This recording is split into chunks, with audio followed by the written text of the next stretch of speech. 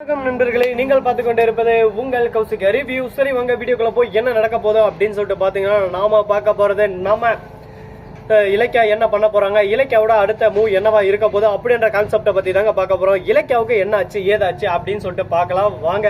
நம்ம இலக்கியா இருக்காங்களா, அவங்க வந்து சாதாரணமா ஒரு விஷயத்துல இறங்குறாங்கன்னா அந்த விஷயத்த முடிக்காம அவங்க களத்துல இருந்து வெளியே வர மாட்டாங்க. அது போலதான் இந்த இடத்துல மிகப்பெரிய விஷயத்த அசாதாரணமா முடிக்க போறாங்க. அப்படி என்னடா விஷயம், அப்படி என்ன பண்ண போறாங்க அப்படின்னு சொல்லிட்டு உங்களுக்கு ஒரு ஆச்சரியமும் அங்க காத்துன்னு இருக்குங்க.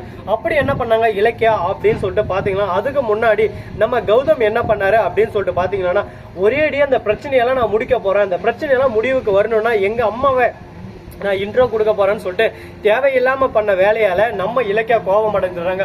உங்களுக்கு கொஞ்சம் கூட அறிவே இல்லை கௌதம், ஏன் இந்த மாதிரி பண்றீங்க, முட்டாள் மாதிரி பண்ணுறீங்க, நீங்க என்ன முட்டாளா, முட்டாள் முட்டாள் முட்டாள் அப்படின்னு சொல்லிட்டு நம்ம கௌதம ஒவ்வொரு செகண்டுக்கு முட்டாள் முட்டாள்னு சொல்லி நம்ம கௌதமோட மனசுக்குள்ள இடி விழுந்த மாதிரி ஒரு பக்கம் மின்னலை இறக்கி விட்டுறாங்க.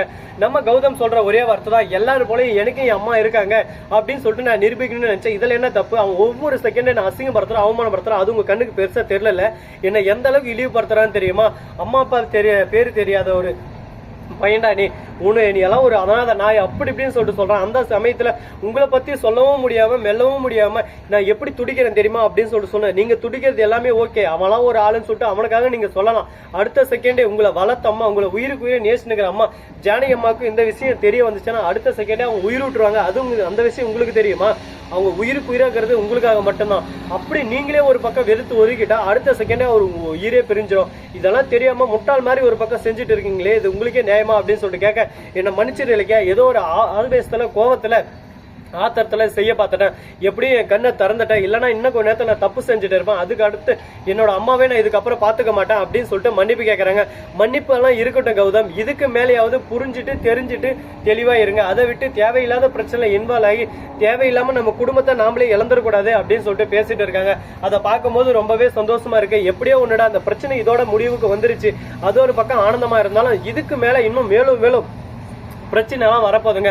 அதை எல்லாமே நம்ம தவிடு பொடி ஆக்கணும். அதை எப்படி தவிடு பொடி ஆக்க போறோம், என்ன பண்ண போறோம், ஏது பண்ண போறோம் அப்படின்ற விஷயங்கள் நிறைய காத்துக்கிட்டு இருக்கு. அப்படி எல்லா விஷயத்தையும் நம்ம நோண்டி நொங்க எடுத்து அப்படியே சும்மா டிஷும் டிஷும் டிஷும் டிஷும்னு போன மாதிரி தான் நம்ம ஜெயிக்க முடியுங்க. அதுக்கு நம்ம என்ன பண்ண போறோம் அப்படின்ற விஷயம் நீங்க கண்டிப்பா நோண்டி இருப்பீங்க, உங்களுக்கே தெரிய வரும். அப்படி என்ன விஷயம் அப்படின்னு சொல்லிட்டு பாத்தீங்கன்னா, அது வேற எதுவும் இல்லைங்க. கரெக்டா நம்ம இலக்கியா இருக்காங்கல்ல, அவங்க இருந்து சரி ஓகே இந்த பிரச்சனை இதோட முடிவுக்கு வரப்போறதில்ல, இதுக்கு மேலதான் மேலும் மேலும் பிரச்சனை வரப்போகுது, அந்த பிரச்சனை எல்லாத்தையும் ஒரு பக்கம் நம்ம அடிச்சு ஓட விடணும். அதுக்கு ஃபர்ஸ்ட் நம்ம என்ன செய்யணும் ஏது செய்யணும் அப்படின்னு சொல்லிட்டு சிந்திக்கணும். சிந்தனை மட்டும்தாங்க நம்மளை ஜெயிக்க வைக்கும் எப்பவுமே அப்படின்னு சொல்லிட்டு நம்ம கௌதமுக்கு அழகா சொல்லிருக்காங்க. கௌதம் இருந்து ஒரே வார்த்தை தான் சொல்றாங்க, இதோ பாரு இலக்கியா, இதுக்கு மேல அந்த முட்டாள்தனத்தை நான் செய்ய மாட்டேன், என் அம்மாவுக்காக நான் வாழ போறேன், நடுங்க ரேவதி அம்மான்னு சொல்லிட்டு கூட்டின்னு போயிட்டு, ஜானு என்ன மன்னிச்சிரு ஜானு, நான் கூட்டின்னு போறதுக்கு ஒரே ஒரு எப்ப பார்த்தாலும் எஸ்எஸ்கே வந்து ரேவதி அம்மாவை மிரட்டினே இருக்காங்களா, அதனால எஸ்எஸ்கேவை நேர்ல நிக்க வச்சு அவனை அடிக்கலாம் தான் போனேன். இலக்கியா கரெக்டான நேரத்துல வந்து என்ன கூட்டிட்டு வந்தா, நான் பண்ண தப்பு தான், என்ன மன்னிச்சிருங்க அப்படின்னு சொல்லிட்டு மன்னிப்பு கேட்கறாங்க. ஐயோ நான் உன்னை தப்பா புரிஞ்சுக்கிட்டேன் கௌதம், என்ன மன்னிச்சிருன்னு சொல்லிட்டு நம்ம ஜானகி கேட்கறாங்க. என்னப்பா போய் அவனா ஒரு ஆனா அவங்க போனேன், அவன் எதனா ஒண்ணு பண்ணிட்டு இருந்தா உங்க ரெண்டு பேரையும் நான் என்ன பண்ணுவோம் சொல்லு பார்க்கலாம், உனக்காக தான் நான் உயிர் வாழ்ந்துன்னு இருக்கேன், உனக்காக வாழ நினைக்கிறேன் அப்படின்ற மாதிரி தான் ஒரு பக்கம் வாழ்ந்துன்னு இருக்காங்க. இந்த மாதிரி ஒரு சூழ்நிலையில இப்படி எல்லாம் நடந்துன்னு இருக்க பிரச்சனை இதெல்லாம் யாருக்கு முக்கியங்க?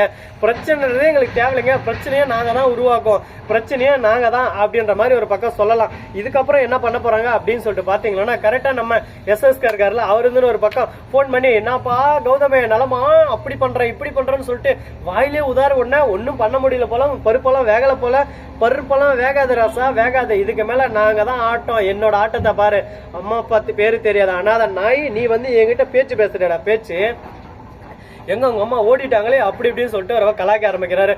சரி இதெல்லாம் அங்க பாருங்க, ஆணவத்தில் ஆடுறவன் பேச்சை கேட்டு நாம நம்ம மனசை என்னைக்குமே கஷ்டத்துல விட்டுறக்கூடாது, நாம நம்ம போக்குல போயிட்டே இருக்கணும். அவங்க ஆடுறவங்க ஆண்டு போறாங்க, நமக்கு என்ன சொல்லுங்க பார்க்கலாம், நாம நம்ம விஷயத்துல கரெக்டா இருந்தா எல்லாமே நமக்கு கரெக்டா தாங்க இருக்கும்.